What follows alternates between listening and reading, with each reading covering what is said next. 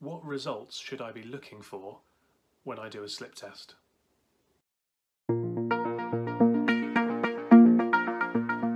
So the output of a pendulum slip test is a pendulum test value, and that is a number, and it equates to 3 categories of risk. A pendulum test value of below 25 is a high slip potential. Conversely, if you have a pendulum test value of 36 or above, that's a low slip potential, and anything in between is a moderate slip potential. You can correlate the PTV to a risk factor. So if you have a PTV of 24, then there's a 1 in 20 accident risk exposure. Whereas if you have a PTV of 36, the accident risk exposure is 1 in a million.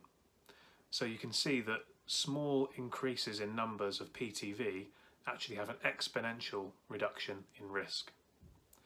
In my experience, throughout my decade plus working in this sector, people often get hung up on being above 36 PTV. Now, in a court case, it often does hinge on that, and actually the HSE would say that a floor should be safe in its intended end use, and 36 plus is a low slip potential, and therefore that is safe. However, it all comes really down to what is the intended end use of a floor.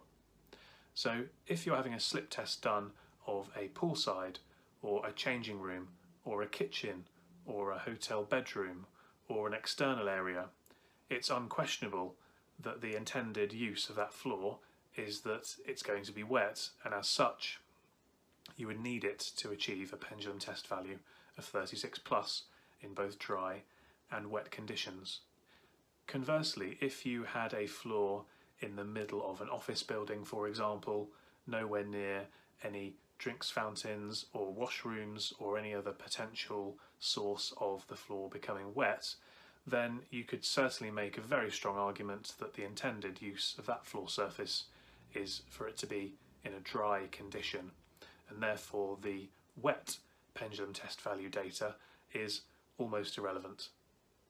So it's really important to think about which areas, which environments your floor surfaces are in, and that dictates the result that you're looking for when you do a pendulum test.